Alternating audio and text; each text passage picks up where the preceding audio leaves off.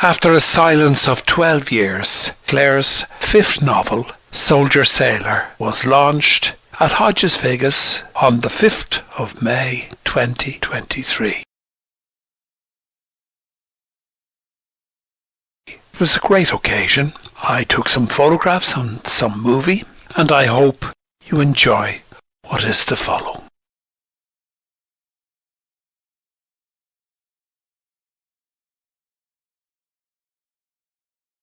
Steadfast, because I am an inherited. Well, actually, I'm not an inherited author. You had a choice over Tender Wire, so you chose my books, and you've been there. Am I going to have to shout at the children? I spent all my life shouting at children. Not me. No.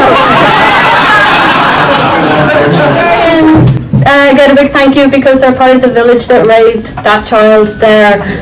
They really helped during the. I used to think librarians were about me reading, and actually librarians about getting the kids reading. And they also, yeah, a round of applause for librarians.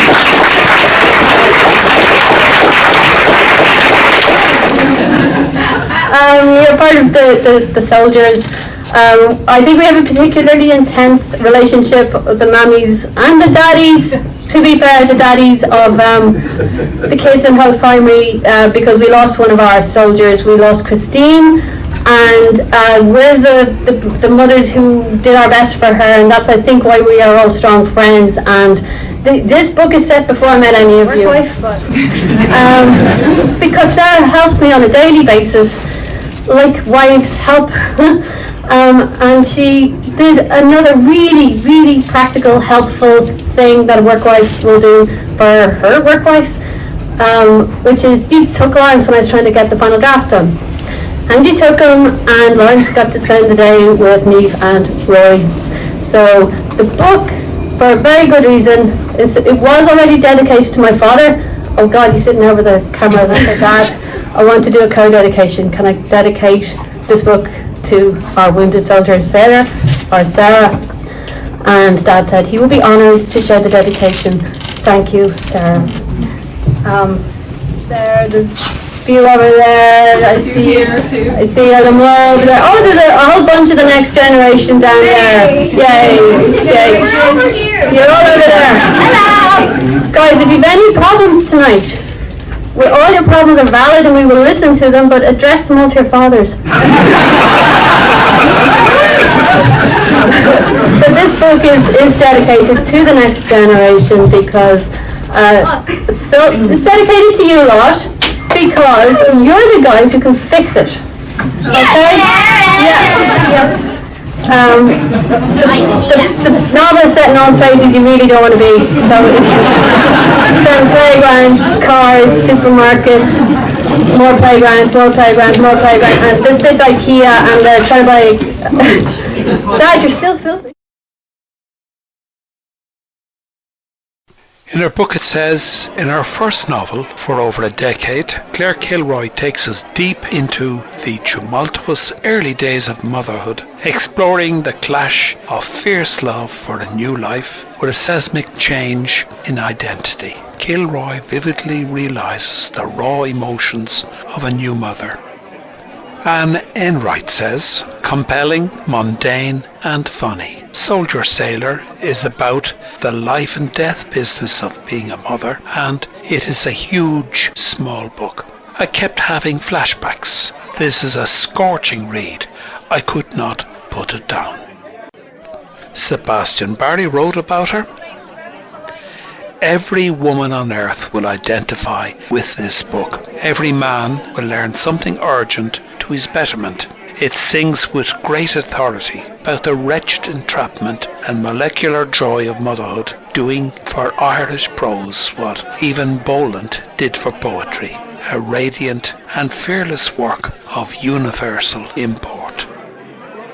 The other books that Claire wrote by the same author was All Summer, Tender Wire, All Names Have Been Changed, and The Devil I Know. Lucy Caldwell writes about her, breathtaking, The high-voltage novel about motherhood that Plath might have written, line after line, singing with its own electrical current, is terrifyingly well observed and articulated, and often extremely funny.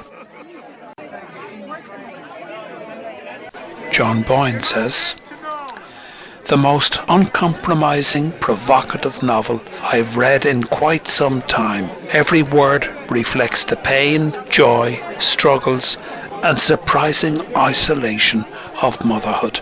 Not for the faint-hearted, this is as honest as fiction gets."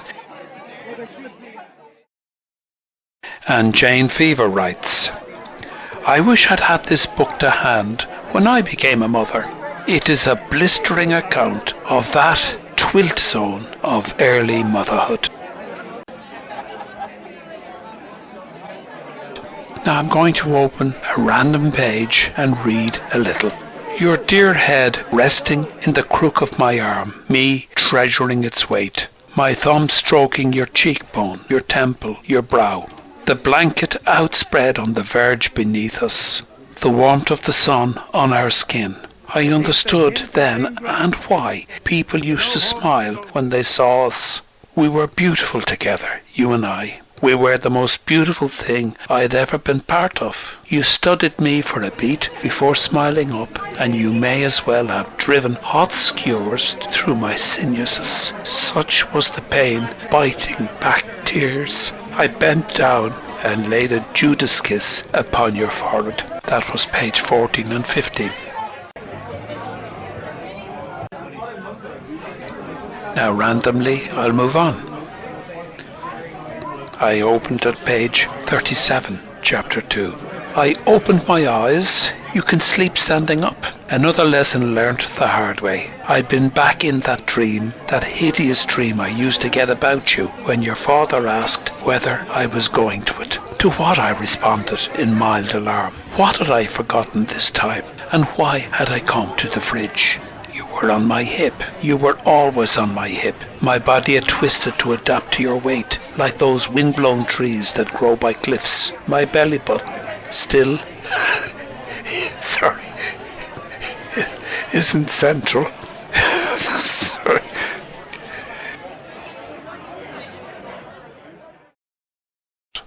I'll move on. Now I've opened at page 76. I laughed, I cried, round and round. I always knew that, as the mother, I would get the blame for everything. If you grow up to be a serial killer, if you stash sorry, decapitated heads in your fridge, sorry, like half-eaten turnips, they would say it was the mother's fault. What I did not know was that the blame would start so soon. You cannot leave suspicions of such gravity hanging between you and the person you love. Okay, sailor. Work wife. Because Sarah helps me on a daily basis, like wives help. And she did another really, really practical, helpful thing that a work wife will do for her work wife. Which is, you took Lawrence when I was trying to get the final draft done. And you took him, and Lawrence got to spend the day with Niamh and Rory. So the book, for a very good reason, it was already dedicated to my father. Oh God, he's sitting there with a camera there.